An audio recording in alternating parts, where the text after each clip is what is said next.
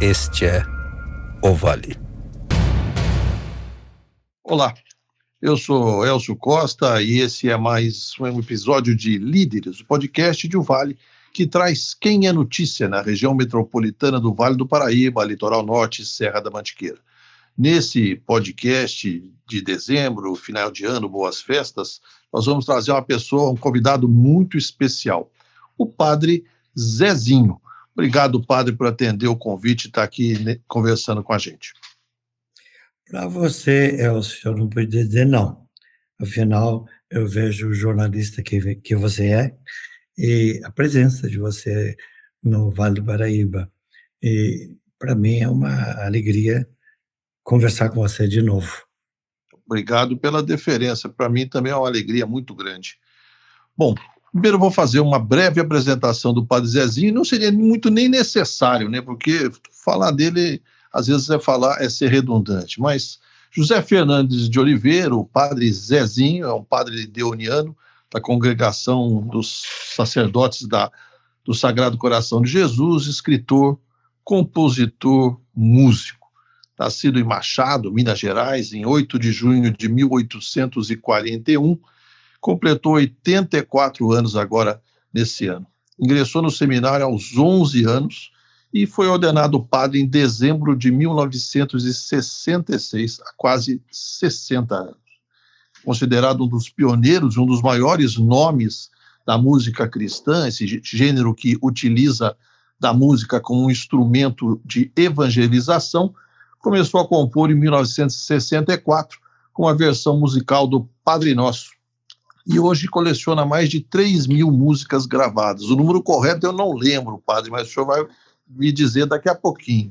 Além de um mesmo número, mais ou menos, de músicas inéditas.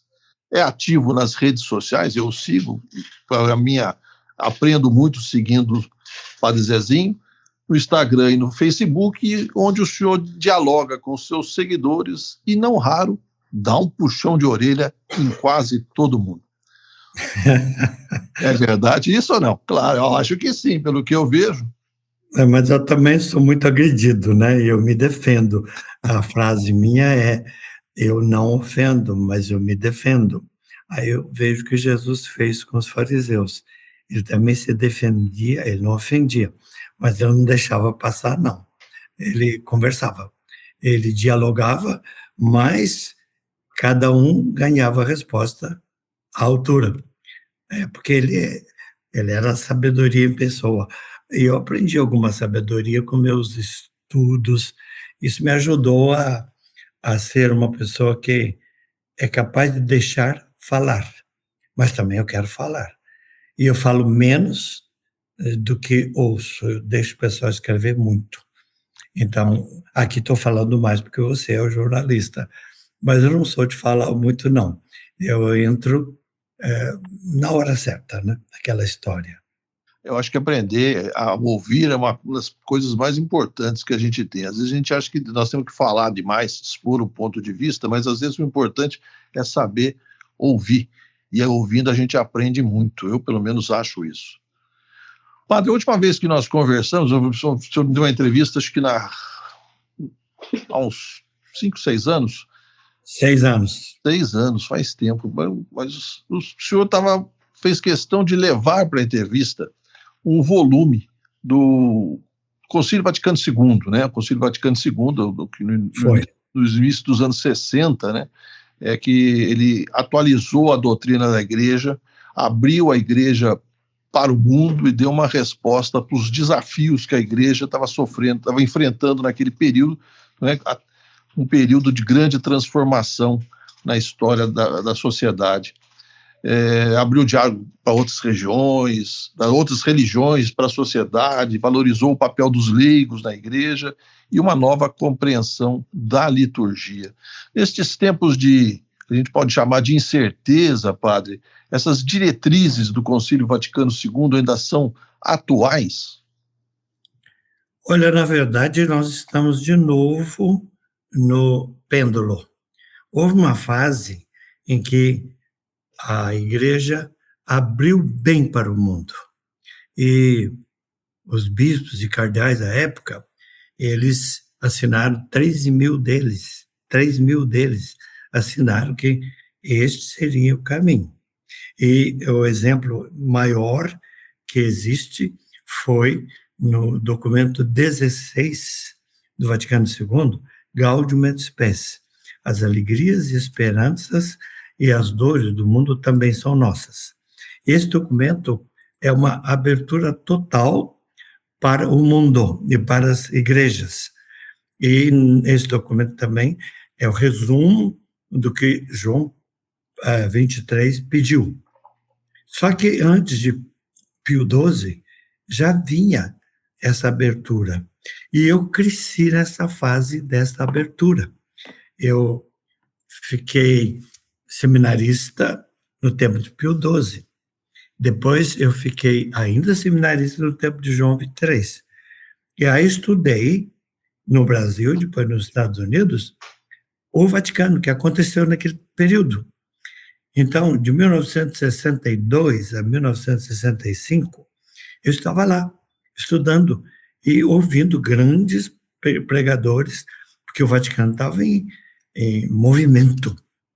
Então, eu escutei muitos teólogos, muitos sociólogos, porque era um momento de mudança, de transição. E eu peguei isso. Então, eu era um padre jovenzinho, me ordenei em 1966, e eu era encantado com tudo aquilo. Então, eu aprendi uma outra visão de igreja que eu não tinha. E eu aceitei. Se eu vou seguir o Vaticano II, vou cantar sobre isso e vou pregar a vida inteira sobre essas mudanças. Então, eu não sou um mudancista, mas eu sou um atualizador. Eu uso muito essa frase que as pessoas não conseguem entender. O mudancismo é que ele muda por mudar. Eu sou atualizador. O que tem que atualizar, eu faço. O que deve conservar, eu faço. Eu noto isso que João XXIII, João Paulo II, Paulo VI e, ultimamente, Francisco e o nosso Leão XIV, eles fizeram isso. Eles foram mudando aos poucos, sem deixar o que era bom. Só que a igreja quis mudar. E aí, respondendo para você, tem um grupo poderoso que está querendo voltar atrás. Não aceita o Vaticano II. Então, eles lembram aqueles 3 revoltosos do tempo de Moisés, entre os quais o mais conhecido era o Dathan.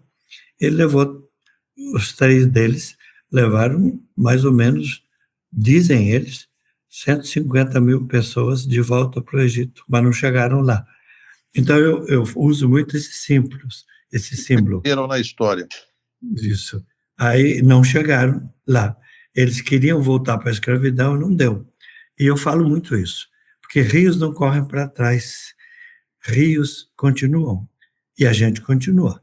Então, eu sou continuador. Continuaísta? Não sou continuista. Eu sou continuador. O que é bom, eu uso. E se a igreja diz que no altar eu não posso fazer política, eu não faço fora. A igreja não obriga eu a ficar quieto. Eu posso falar, mas não ao altar. Então, se eu sou de esquerda ou de direita, não, eu sou um padre aberto ao diálogo. Mas, no altar, eu não sou de esquerda nem de direita, aí eu sou catequista. Essa é a conversa do momento, né, que você está vendo, que tem padres falando a favor da direita e da esquerda. Eu sou de outra linha. Às vezes me parece que existe um movimento, talvez até do leigo católico, né, de conservadorismo, principalmente na Igreja Católica Brasileira. Eu tomo isso como base até nos comentários que surgem nas suas páginas, nas redes sociais, né? Às vezes o senhor é colocado como um reformista, um transformador, um arrivista, sei lá o quê. E aí o senhor tem que voltar a essa discussão mais ou menos dentro dos parâmetros, né, do que mandam os dogmas da igreja. Então, me parece que existe um catolicismo extremamente com perfil conservador, está bastante atuante. sei se é só impressão minha ou é verdade. É verdade. Houve um tempo em que a igreja era bem avançada, e podia-se dizer que era até de esquerda. Dom Helder, Dom Pelé, ou Maria Pires, o próprio padre Dom Luciano, que ele era muito moderado, mas ele, quando precisava, ele falava. Escreveu 2 livros espetaculares sobre doutrina social. Depois, havia mais de 20 bispos que eu trabalhava com eles, voltados para a doutrina social. E eu fiz muitos shows para a Irmã Dulce, Sim. para Dom Helder. Então, eu era da linha doutrina social. Aí veio um grupo, sobretudo liderado por leigos, que voltaram atrás. Eles são a favor do conservador. E então, nós perdemos, porque na mão deles estava as TVs, sobretudo na linha dos carismáticos, e só uma TV continuou aberta, que era, eu trabalhei para ela, que é Aparecida. Os outros entraram para a linha da renovação carismática. E a renovação carismática privilegia o louvor, o que não está errado, tá bom? Só que faltou um pouco outro, que é a doutrina social, a capacidade de... Está mudando, mas lentamente. Por isso que eu escrevi esse trabalho, que eu acho que vai ser um livro de 400 páginas, mais ou menos, que eu estou escrevendo com um seminarista nosso, um colega nosso, e estamos falando sobre as mudanças, o tal do pêndulo, que com Paulo VI, depois com Francisco e agora com Leão, são 44 encíclicas falando de abertura. E tem um grupo muito forte que não aceita. Então, e eles têm força, eles têm um poder imenso de mídia. Então, estamos perdendo. A mídia conservadora está vencendo. Para mim, tanto faz, porque eu estou disponível a conversar com todos eles. Quem quiser conversar, eu converso. Só que, no panorama da igreja de agora, na verdade, quem mais fala são eles. E você, jornalista, você já percebeu isso, né? Então, eu estou dialogando com todos, igrejas, etc. Só que o diálogo está muito difícil para nós agora, porque eles têm a mídia na mão. E a Globo ajuda muito nisso. O que me chama a atenção, padre, é que às vezes me parece que tem uma incapacidade de diálogo, né? E o senhor trata muito disso, né? Tem um livro recente do senhor, Espiritualidade Conciliadora, né? Acho que é Diálogo, Perdão, Reparação em Tempos de Ira e Confronto, né? O senhor trata muito da conciliação. Agora, me parece que exatamente essa vontade de conciliação não é geral, né? E que me chama a atenção isso no meio em que nós estamos tratando. As Paulinas acabaram de lançar um álbum meu de 16 canções sobre diálogo. Eu fiz 16 canções sobre diálogo, baseado em Paulo VI, João Paulo II, e, ultimamente, logo depois que ele chegou ao trabalho de novo Papa, o primeiro trabalho dele, eu já fiz música sobre isso. E nas músicas eu tento educar para o diálogo. Só que não é muito aceito, não. Essas músicas não vão chegar em certas TVs. E, paciência, a gente faz aos poucos. Então, hoje, eu escrevi, por exemplo, sobre não sou nem nunca fui o maior criador de conteúdo no Brasil. Não sou mesmo, porque eu não chego lá. Eu chego a 2 milhões de pessoas através da Aparecida, mais 4 milhões, e tem gente com 20 milhões, 30 milhões, pastores evangélicos, padres. Então, eu não chego lá. Eu sou um orientador que trabalha com jornalistas e com comunicadores, mas na humildade de dizer assim, não estamos com essa bola toda, perdemos. Você sabe disso. Padre, quantos livros o senhor tem? São 103. A última vez que eu fiz uma pesquisa era 103. Tá saindo, perdi a conta ou por aí? Por aí, 110. 110, então 7 eu perdi. O Papa Francisco, que o senhor conheceu bem antes dele ser Papa, né? Foi. Chamava o senhor de biblioteca ambulante. Tinha algum É porque ele exagero sabia. nisso ou não? Não, é que ele sabia que eu sou leitor ávido, e eu sempre falava, já na Argentina também, em outros lugares, eu digo assim: a igreja precisa de doutores, mas precisa muito mais de leitores. Então, eu prefiro ser leitor, e o doutor, tudo bem, deram uns títulos aí para mim, mas eu quero ser leitor. Eu quero ler os pensadores, os teólogos, os historiadores, que isso para mim é cultura. E a cultura leva você a falar pouco e o que falar, coisa que vale a pena. Então, só para você sabe disso, e você sabe disso, porque nós conversamos, eu nunca fui para a TV. Eu só fui para a Hebe Camargo, 43 anos atrás, Sim. porque ela era benfeitora do eh, eh, nosso lugar dos pobres, né? Ela era muito benfeitora do ah, São Judas, os meninos de São Judas. Sim. Mas nunca mais fiz. Eu não sou a favor de me pôr a cara na TV. Mas, nesse ínterim, o teu colega, que eu conheci bem jovem, o Bial, Uhum. pediu que eu fosse. Eu não ia dizer não para ele, como não digo para você.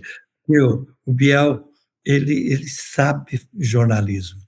E aí, quando ele pediu, por coincidência, a secretária que ele mandou aqui para conversar comigo, a Daniela, ela é casada com um ex-seminarista nosso, lá de Brusque, Santa Catarina. Aí eu não podia dizer não para ela, nem para a Daniela e nem para o Bial, porque ele era um dos meninos influenciados pelo Padre Irala, grande músico. E então eu tinha uma amizade muito grande com os jesuítas, com os salesianos, o Padre Jonas, né, e com os irmãos maristas. Isso para mim era uma força, porque eles me davam apoio e eu dava a eles. E a gente dialogava diferente, mas um respeitava o outro. E como eu vou dizer, esse discurso desapareceu. Tem um grupo que não quer conversar. Uma questão que Eu me. Não, desculpe, pode completar seu pensamento. Não, falou, é isso mesmo, acabei de falar. Eu vou tratar da questão do Padre Júlio, que ganhou um relevo grande nos últimos dias, na sequência, mas me chamou a atenção, né, quando houve essa entrevista do senhor lá com o Pedro Bial, na Rede Globo, que foi dito que o senhor só aceitava participar da entrevista ali com o Pedro Bial se também fizessem um convite, se estendessem o convite ao Padre Júlio. Foi isso mesmo, padre? Por que o senhor estendeu esse convite para o Padre Júlio? Eu sou amigo dele há muito tempo, não abro mão. Posso discordar dele, mas eu tenho um carinho enorme por ele. Eu discordo de muita gente, mas eu tenho carinho. Evangélicos, desde que seja uma pessoa que cuida de pobre, ajuda, promove o outro. E quando você encontra isso, você está diante de uma pessoa aberta. Então, eu não concordo tudo com o Padre Júnior, mas eu sou totalmente a favor dele. Totalmente. E tem coisas nele que eu não faria nunca, mas eu respeito o caminho dele. E são caminhos, são chamados. Eu também respeito o Frei Gil, o Gilson. Também respeito outros que têm outra linha. Eu não tenho problema de que alguém pense diferente. Eu quero dialogar. Deixa ele falar. Eu tinha um professor muito bom lá dos Estados Unidos, em Washington, o professor Baqueiro. Ele tinha uma frase que marcou minha vida inteira. Ele dizia assim: let him speak. Deixa falar. Depois você fala. Peça licença para falar. Mas deixa o outro falar.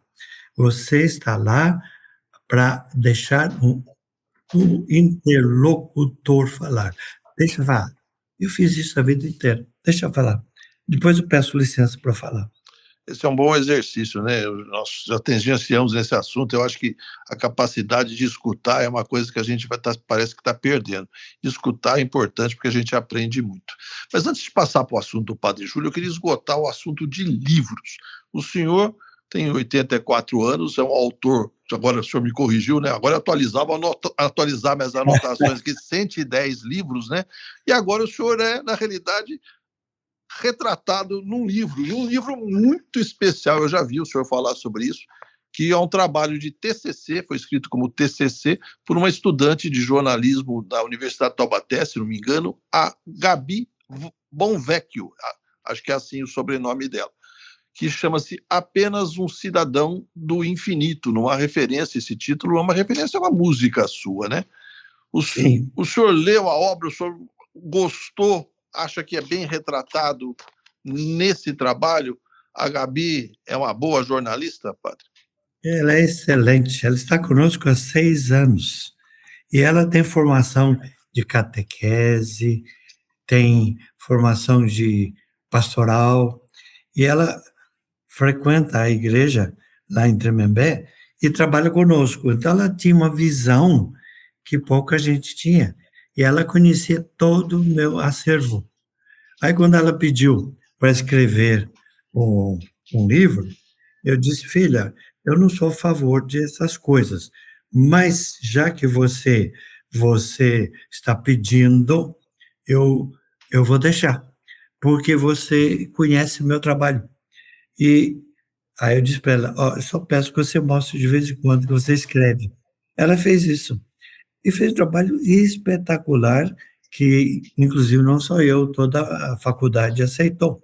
Ela ganhou nota 10, capaz de retratar a coisa sem mudar e sem acrescentar nada. Então, é uma boa jornalista. Aí eu pedi a ela que fizesse esse favor de terminar o trabalho, está terminando, e esse foi o ensaio dela. Agora, em maio, vamos lançar o livro. E eu acho que vai agradar. Todo mundo que leu está encantado. Ganhamos uma nova escritora e uma redatora. Uma boa, excelente notícia, né? Eu fiquei curioso de ler o trabalho da Gabi Bonvecchio, quando eu vi, né, retratado nas redes, não só suas, mas de outros professores que acompanharam também. Fiquei curioso. Antes da gente passar para voltar para o bate-papo, né, e falar do Padre Júlio e das redes sociais, eu preciso lembrar que esse podcast tem apoio da Unital, pós-graduação da Unital, invista no seu futuro profissional. Você quer saber mais? Acesse esse link abaixo, esse site abaixo, que você vai ter todas as informações. Padre Zezinho, a questão da sua ação nas redes sociais. O senhor é bastante ativo, né? O senhor posta coisas com frequência e usa a rede social tanto para reflexão, né, como para divulgar os seus trabalhos, mas também não se furta do debate. No caso recente do padre Júlio Lancelotti e Dom Odilo Scherer, né, que muita gente viu como uma censura ao padre, a não postagem de manifestações políticas dele na rede social, o senhor postou inicialmente uma fotografia do Código de Direito Canônico, né? O senhor balizou toda a sua postura em relação ao caso envolvendo o padre Júlio e Dom Odilo, com o que determina o Código de Direito Canônico, que são as exigências, né? São as diretrizes, as obrigações de cada um nas suas funções dentro da igreja. O que o senhor tem a me dizer sobre esse assunto? Eu vi que ontem o senhor fez uma postagem, aliás, eu soube pela sua postagem, falou, padre Júlio não falou nada de política hoje. O que o senhor tem a dizer sobre esse assunto? Primeiro que ele é obediente. Ele não renunciou ao que ele pensa, mas por obediência ele aceitou. Aconteceu isso comigo várias vezes. Se o bispo pede, o superior, eu tenho voto de obediência e de pobreza também. Então, eu escrevi sobre isso e ele concorda comigo. Só que o jornalista não é obrigado a fazer isso. Vocês jornalistas, vocês têm a obrigação de buscar a notícia. Ora, um jornalista vai ter uma perspectiva, o padre tem outra. Nós somos comunicadores a serviço da igreja. O jornalista não. O jornalista, ele comunica, ele busca a verdade do jeito dele. Então, nem sempre vamos pensar junto. Mas, para nós católicos, existe um livro grosso chamado Direito Canônico. E nós temos que obedecê-lo. A gente um dia jurou, deitado na nave fria, que vamos obedecer. Então, se um bispo, um cardeal ou papa dissesse, para, eu paro. Eu escolhi isso, é a minha vocação.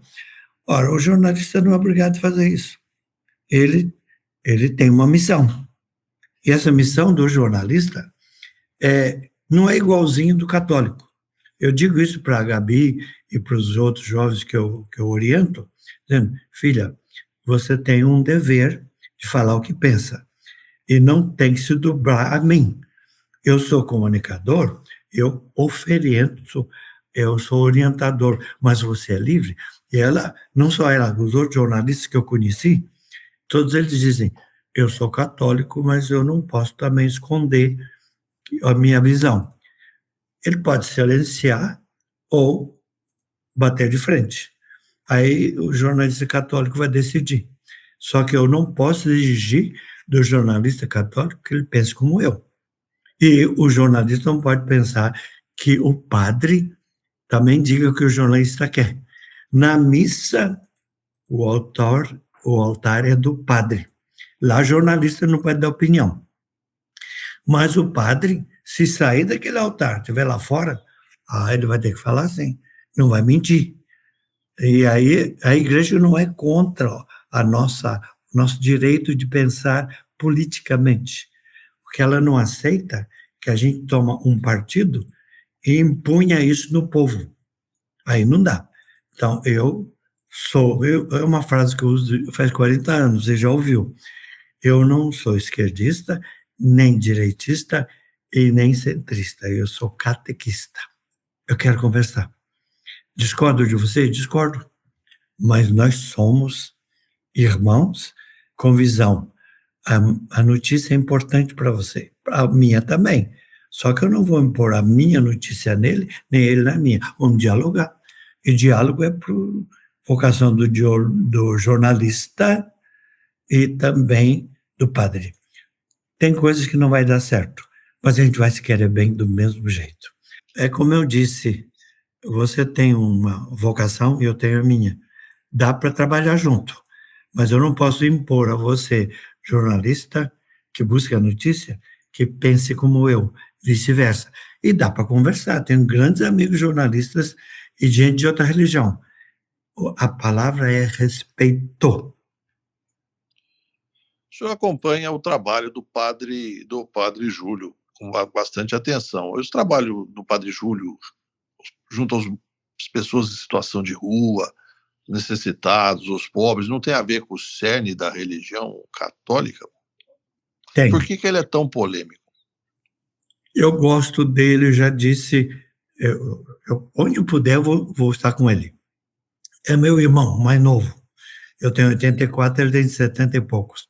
Só que eu vi o amor dele pelos pobres.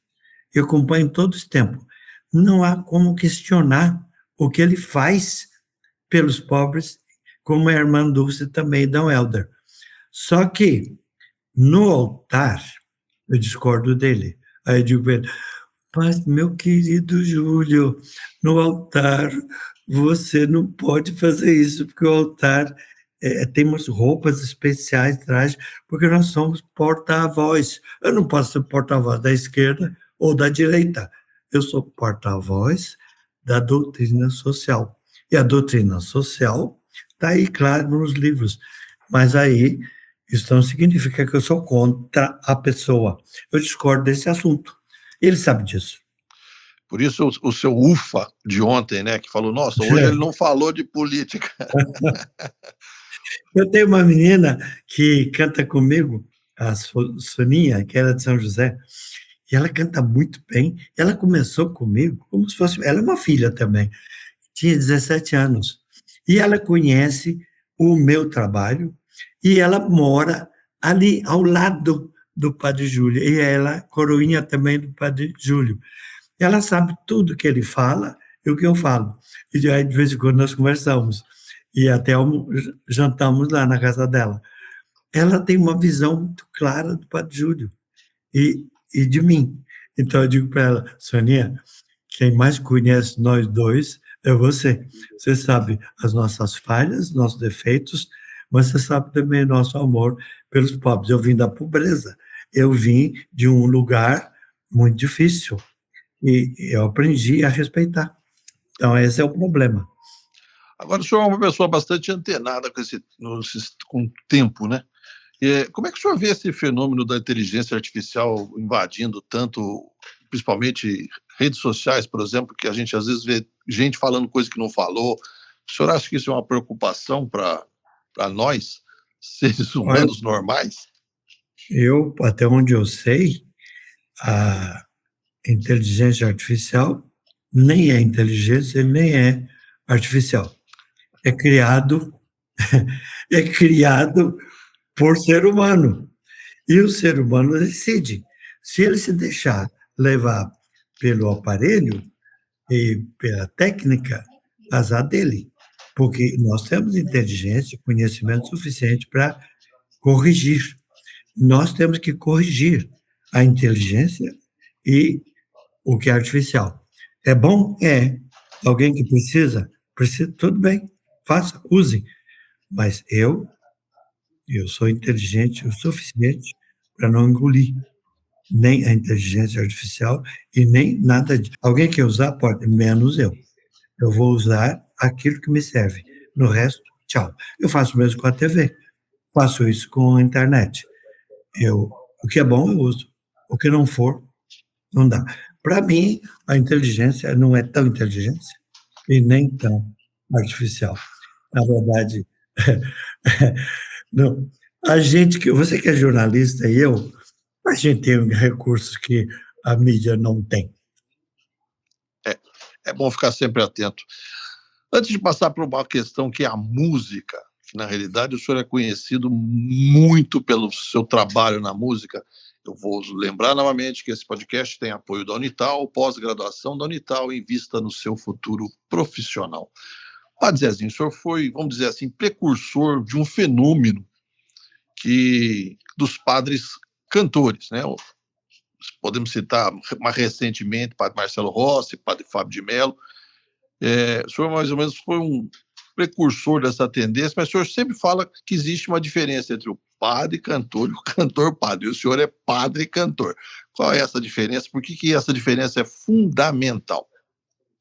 Eu sempre quis ser padre. E o padre tem mil utilidades. Ele estuda mais de 40 temas para ser um padre comunicador. Então, eu não vou me prender a um violão. Eu não vou prender a um teclado, nem a uma sanfona. Eu vou usar a sanfona, vou usar o violão e vou deixar o cantor cantar comigo.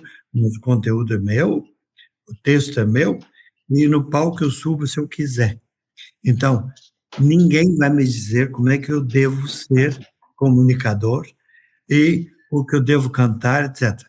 Então, eu tenho outra visão de mídia, palco, conteúdo, etc. Se outros têm e fazem muito tempo, se dedicam, é um direito deles. Eu não me curvo à mídia, e não me nem a católica, e não me curvo a palco nem nada. Eu sou o agente, eu subo lá e faço, e explico como eu quero. E a canção, eu canto o que eu quero, e não o que os outros mandam cantar. Agora, como eu não sou cantor, mas eu sou compositor, eu deixo os jovens cantarem. E os meus jovens não são obrigados a cantar o que eu canto. Se eles quiserem cantar outras pessoas, eles podem. É um direito deles. Porque eles são cantores, eu não sou. Então, há padre cantor, alguns disseram que são, respeito. Outros dizem, eu sou padre comunicador, ótimo. Ele escolhe o título que ele quiser. Eu tenho o meu. E não imponho em ninguém. Eu sou um criador de conteúdo. Sim, eu sou. Eu sou conteudista, mas não imponho a ninguém. Padre, logo numa apresentação eu falei que o senhor tem mais de 3.000 músicas. Esse número exato o senhor tem na cabeça? Não, quem sabe isso são os meninos e as meninas daqui da editora. Então, ela me disse esses dias, uma delas, que eu já tenho 3.000 músicas. É isso, filha? Eu chego a 3.000 músicas? Inéditas, quase inéditas, né? Quase inéditas, eu disse que sim. Sim. E as outras publicadas chegam a 2.000. Para dentro desse universo enorme de música, né, que a gente pensa no senhor, pensa um monte de músicas conhecidas que às vezes a gente canta, ou as pessoas cantam, às vezes nem sabe que é do senhor, né? Tem a Oração da Família, Amar com Jesus Amor, Maria de Nazaré, Um Certo Galileu. Tem alguma que é sua preferida? O senhor falou assim, essa eu gosto, mexe mais com o meu coração. Eu tenho uma, se o senhor quiser, depois eu te conto. Mas eu vou querer ouvir. O senhor tem uma que mexe com o seu coração? Na verdade, não. Agora, o que mexeu afetivamente foi o Alô, Meu Deus, porque o padre Léo morreu cantando essa minha canção, que ele gostava muito. E que mexe com o meu coração também é a biografia que minha mãe pedisse que eu cantasse, e eu compus essa música na Alemanha a pedido de minha mãe, e é a Utopia. Sim, uma das que eu ia citar, essa música é muito bonita. Mas mexe comigo. Agora, Oração pela Família, por exemplo, é um estudo que eu fiz de retiro em 1990. Estava lá um aluno meu, naquele tempo né, era padre, que era o padre, naquele tempo não era padre, que era o Tchaikovsky. Ele é um líder leigo, e ele era muito bom, muito inteligentíssimo, e o Anísio. E ele estava lá. E eu fiz o retiro baseado em João Paulo II, 1981. A turma fez o resumo em 6 colunas do escrito. E aquilo saiu tão bem. E eu disse, meu Deus, da música. Porque eles diziam, nenhuma família começa de repente. Nenhuma família termina por causa de uma briguinha. Eu vi aquilo.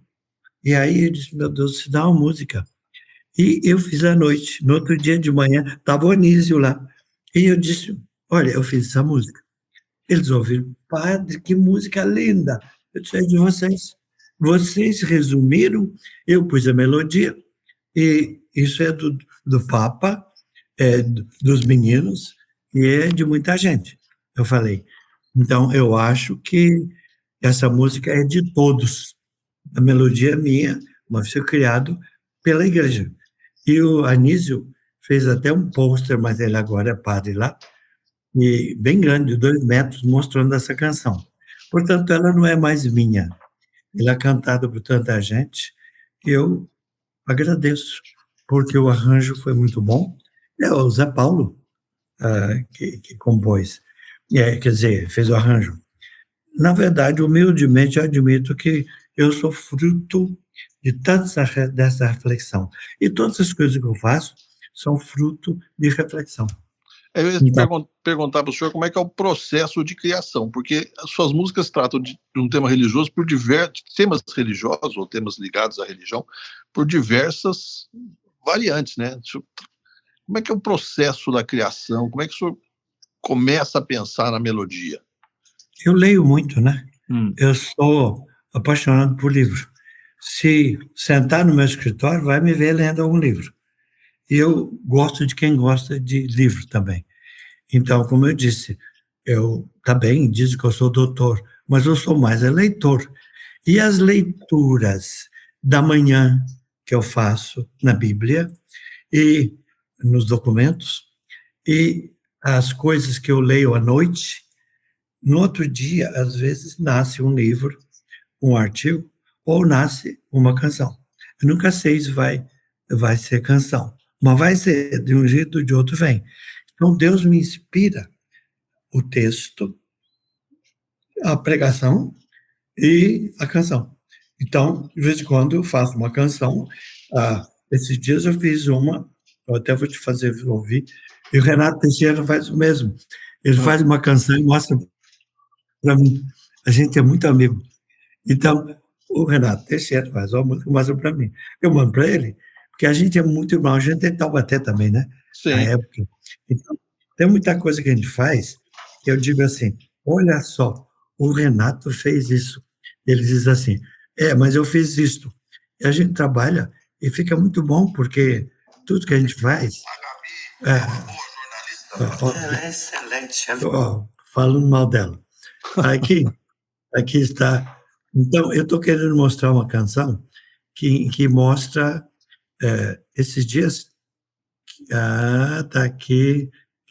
Aqui. Muito mais... A música...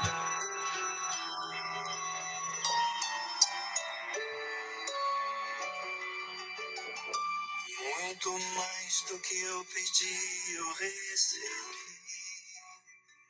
Tu me deste muito mais do que eu pedi. Graça sobre graça, muito mais do que eu mereço. Eu não esqueço. Transbordaste sobre mim o teu amor. Poxa, bonita, é inédita. O senhor está trabalhando nela? Não terminei ainda. Deixa eu terminar aqui. Então, nós estamos escutando pela primeira vez agora aqui no podcast uma música que o senhor está trabalhando, uma música inédita. Então uma parte dela está pronta, mas falta mais. E de vez em quando eu faço isso com os músicos conhecidos, a gente troca opinião. E de vez em quando ele vem tomar café comigo aqui. Então, quando o Zé Renato Teixeira fez a grande música dele, se bem que ele é um grande compositor, né? Ele, de Nossa Senhora Aparecida, né? Ele é de Taubaté, então ele conhece.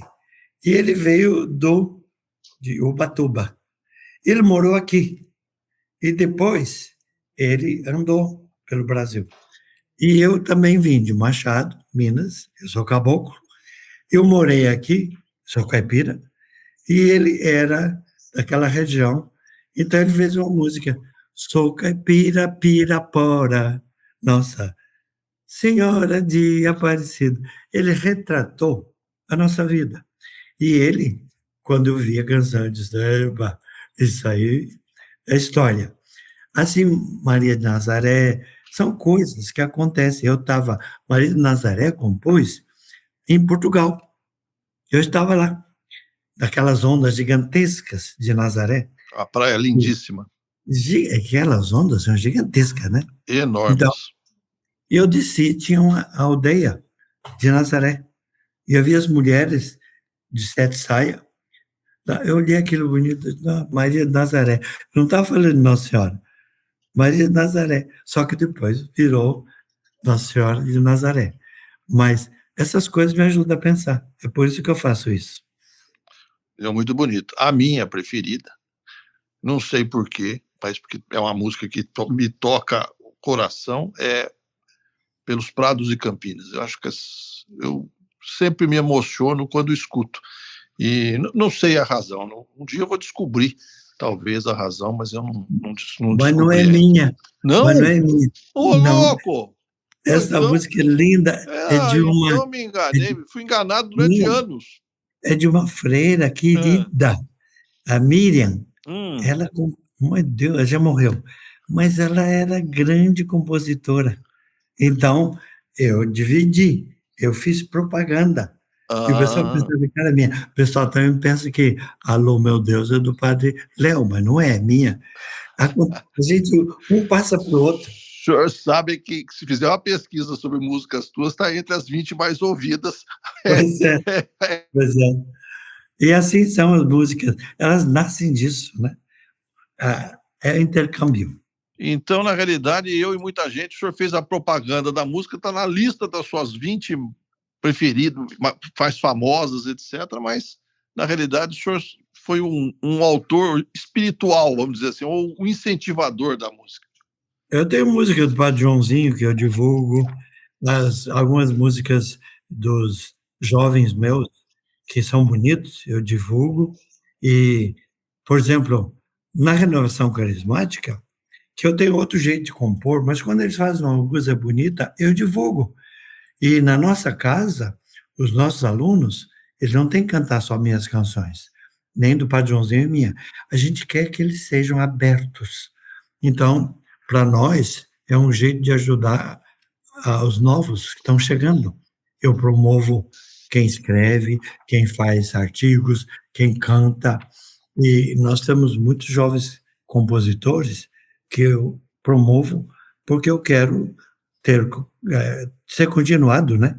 Eu não quero parar nisso, eu quero que outros façam o que eu fiz melhor do que eu. Isso é muito bom, a gente tem que incentivar a renovação constante de trazer sempre gente boa para o mundo, né? Para o mercado, para o mundo, para as carreiras. Uma coisa que sempre me chamou a atenção, só para a gente terminar essa questão da música, é que agora é comum isso, né? Mas lá atrás, foi o uso que o senhor fez sempre de instrumentos, como a guitarra elétrica, que era um instrumento dos anos 60 até polêmico, né? Teve até uma passeata contra a guitarra elétrica no Brasil uma vez, né? O pessoal da MPB fez uma passeata, mas o senhor incorporou a guitarra elétrica lá atrás, né? E as baterias na música, vamos dizer, chamada religiosa, né? Isso foi uma coisa meio pioneira na época, né? Eu fui xingado por isso, muito. Não sabia não, é? E teve um artigo, um jornalista, olha aí vocês, chamado... Jornalista é uma praga, padre. Tem uns bons, né? Mas tinha um jornalista conservador, que só ele, já morreu. Ele escreveu um artigo violento contra mim no estado de São Paulo.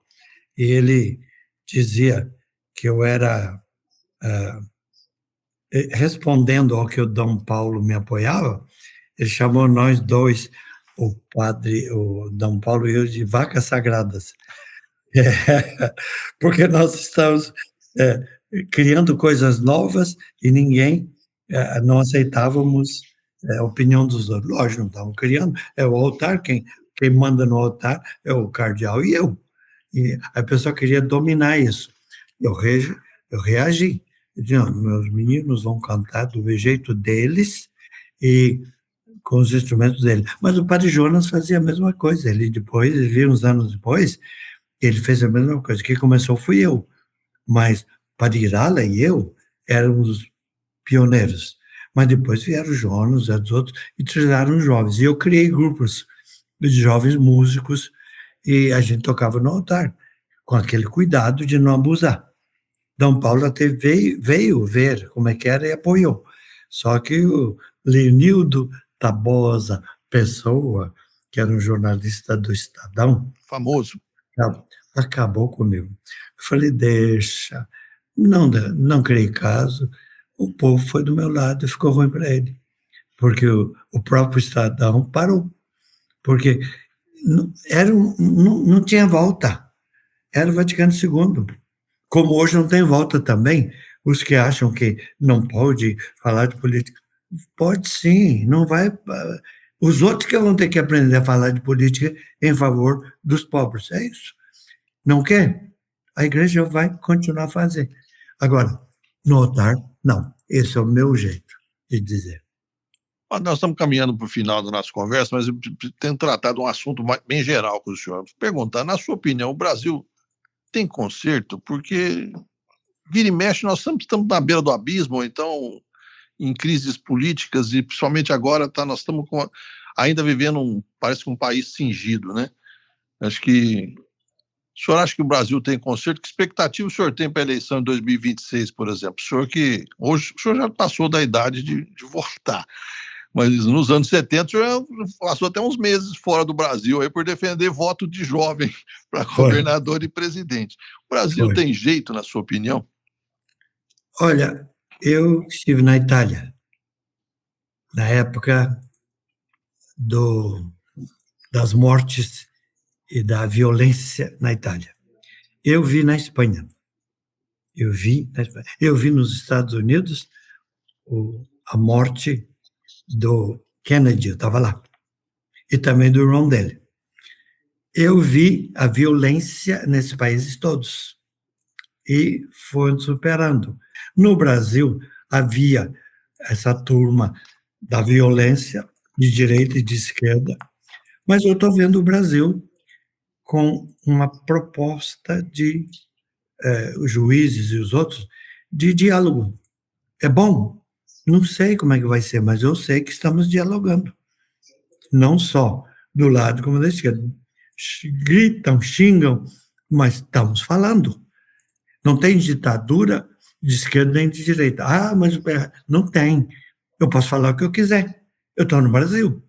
Na Itália não podia, quando eu estive lá. E na Espanha também não. Na China estive lá. Eu podia falar, desde que não fosse missa de igreja. Lá eu podia deixar falar com os portugueses.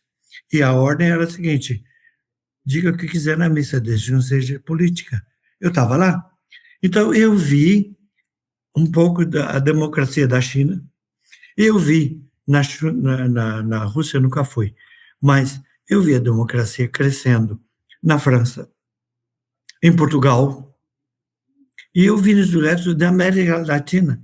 Eu acredito que tem solução, sim, e a solução é o diálogo. E as pessoas não devem entregar o ponto.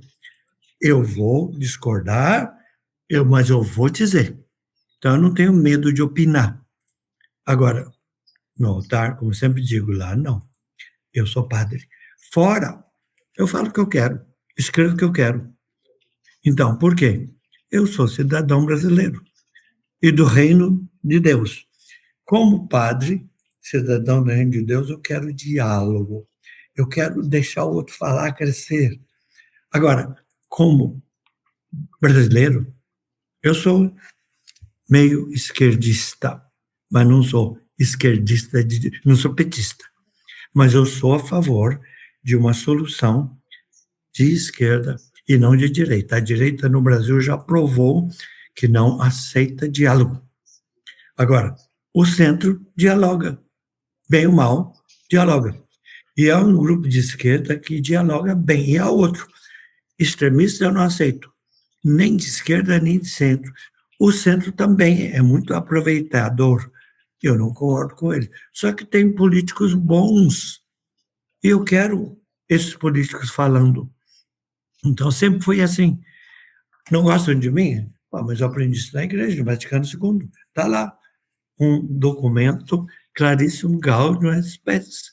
E todas as 45 encíclicas dos papas, desde o Pio XII, manda avançar. Então, eu criei aquela frase: rios não voltam para trás. Frase muito bonita. Continua. E o Moisés atravessou o deserto. Custou, mas não voltou atrás. Eu também não volto. Eu estudei o Vaticano II e não vou voltar. Tem padre que quer voltar? Bom, o assunto dele. Eu não quero. Eu quero continuar. Ah, mas está ruim. Está mesmo. Só que eu tinha fome em 1948. Eu era menino daqui, desempregado, tudo isso. Eu consegui sair disso porque a minha família teve emprego. Então, eu sou a favor de quem dá emprego. Eu sou a favor de que o fundador da nossa congregação, ele era sociólogo. Eu sou da sociologia cristã. O Brasil melhorou muito, muito, muito, muito desde 1940. Está ruim ainda? Tá. O Nordeste melhorou, o Sul melhorou, o Centro melhorou. O problema é que tem um grupinho ali que não aceita a abertura. Mas eles não vão vencer. Não vão. Eu acho que o Brasil nunca vai ser da direita e nem da esquerda. Está sendo condenado a ser ao diálogo, porque o Brasil descobriu isso. Então, eu não tenho medo de volta. Não, eu vou brigar por isso. Agora, se por causa disso eu for preso, eu já fui. ameaçado. Não, não tem problema. O padre Júlio também faz isso. Ah, mas estão falando do Cardeal. O Cardeal está cumprindo o dever dele. Ele sabe coisas que a gente não sabe. Esse é o problema que o pessoal não sabe. Há coisas que os bispos e padres sabem, eu não sei. O outro padre, eu não sei, porque cada um tem seu segredo. E a confissão é lugar de segredo. Eu sei coisas que eu não posso falar. Os padres também sabem. E não pode falar. E bispos não podem falar. Aí vem o jornalista, mas eu quero saber. É o direito de vocês, só que não vão saber. Porque vocês são jornalistas e há coisas que não vão saber. Como eu também não sei de vocês. Agora, do Brasil, eu sei muita coisa. Porque no Brasil eles mostram tudo. Eu sou democrata, mas não sou de esquerda, extremista, nem direita. Mas eu aceito dialogar com a esquerda moderada, e ela existe, e direita moderada, assiste. Com eles eu converso, porque eles são inteligentes e é bom ter essa gente. Jornalista de esquerda eu aceito, desde que não seja agressivo e manipulador. Eu não aceito ninguém que é manipulador. E eu faço isso no Brasil há muito tempo. Então, católico também. Apareceu padre ou pastor manipulador, eu falo. Eu não tenho medo. Eu tenho um blog, de certa maneira, dizer uma página, em que eu falo o que eu penso. Os outros também podem falar o que quiser. Se passar do limite, eu corto. Ali é um espaço de debate franco, eu sigo o senhor. Ali é bateu, levou. Ali eu sou formado para isso. Eu estudei para isso. Então, imagina, eu estudei nos Estados Unidos e aquilo que o Dr. Baqueiro ensinava, eu vivo. Let him speak. Deixa falar. Depois que ele falar, ele vai ser pego pelo que ele falou. Aí eu respondo. Jesus fazia isso com os fariseus. Deixava falar, depois ele pegava o fariseu. Você falou isso. Essa é a nossa missão. O jornalista tem que fazer isso também, né? De vez em quando. Geralmente a gente faz isso todo dia, né? Agora, padre, só para a gente terminar, eu ia pedir uma coisa para o senhor deixar uma mensagem de Natal, que para quem está de boas festas, de Natal principalmente. Natal é uma data tão bonita. Para quem está acompanhando a gente. O senhor pode fazer isso? Pois não. Eu não estive lá há 2000 anos atrás. Eu não estive lá nos primeiros 50 anos da igreja. Mas quem esteve lá contou. Lucas, mais tarde, Paulo, os primeiros padres da igreja, eles contaram. E eu escutei e li. Eu escolhi crer, porque eu não estava lá. Eles estavam perto. Então, as histórias de Maria, de José, do menino, foi contado por gente que eu acredito. Acertar em tudo? Não. O evangelho acerta em tudo? Não. Mas a maioria aconteceu. Então, eu sou um adepto de Jesus Cristo, sou discípulo de Jesus Cristo, admiro a Mãe Maria, admiro Paulo, admiro os primeiros apóstolos que deram a vida por tudo isso, e quando chega o Natal, eu não penso no menino que nasceu de novo. Eu penso, há 2000 anos atrás, o menino daquele tempo. E hoje, eu olho nas crianças e nas crianças de hoje que às vezes não têm um lugar onde morar e o que comer. Aí eu lembro esse menino pobre que cresceu e continuou pobre, formou muita gente pobre, Francisco, Clara, que não quiseram ser rico, usaram a riqueza para ajudar os outros.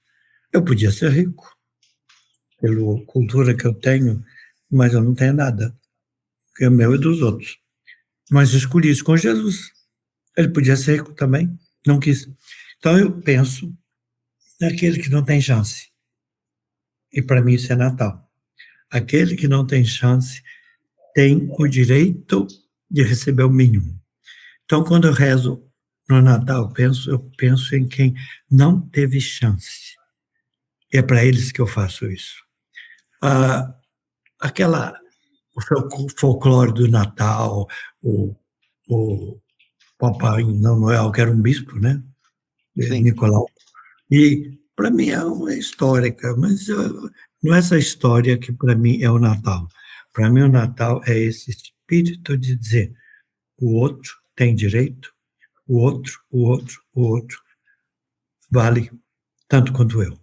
E eu quero que ele cresça, eu quero que ele vença, eu quero que ele seja alguém, porque eu já sou alguém. Estou terminando um livro sobre isso. E talvez eu sou alguém e um talvez. Mas é ninguém, eu não sou não, eu sou alguém. E Jesus veio para nos ensinar a ser alguém e ajudar o outro que se sente ninguém a ser alguém. Para mim isso é Natal. E por isso todos os enfeites as coisas são bonitos, mas Natal para mim é o outro. E o grande outro, que é Deus. E eu sou um pequeno outro, querendo ajudar o outro a ser grande, porque eu já cheguei lá. Não quero mais do que eu tenho. Chega. Deus me deu mais do que eu queria. Isso é o Natal para mim. Acho que para você também. Eu te conheço, jornalista.